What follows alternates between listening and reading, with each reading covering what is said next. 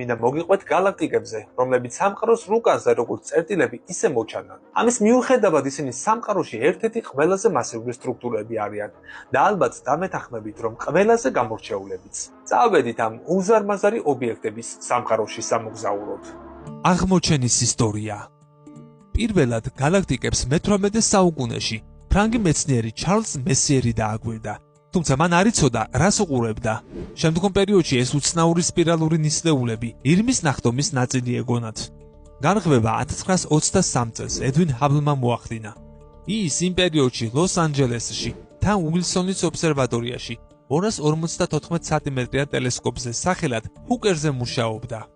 მან ცეფეედი ვარსკვლავების საშუალებით გაზომა სპირალურ ნისლეულებამდე მანძილი და დაადგინა, რომ ისინი იმდენად შორს იმყოფებოდნენ, რომ ირმის ნახტომის ნაწილი ვერაფრით იქნებოდნენ. ანუ არსებობდა სხვა რაღაც. ჰაბლი ასევე აკვირდებოდა M31-ს, მესიერ 31-ს, მესიერის კატალოგიდან, ნისლეულს, რომელსაც დღეს ანდრომედას galaktikas ვეძახით.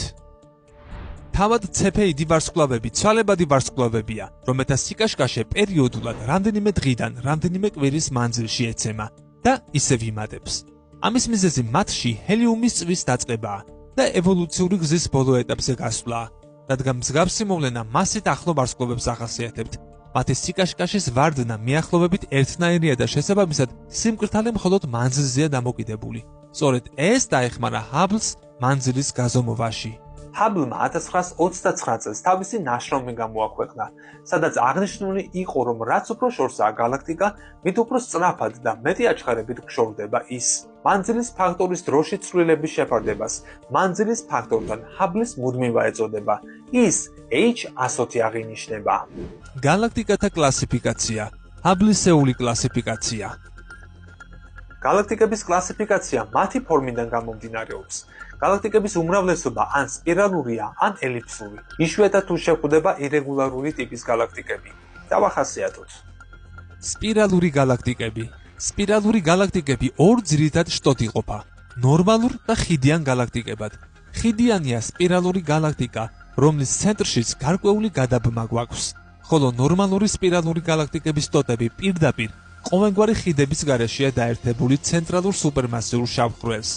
ორივე ტიპის სპირალური galaktikis ცენტრის სპექტრი ძირითადად ლურჯია, რაც galaktikების ცენტრში მიმდინარე აქტიურ მოვლენებზე მიუთითებს.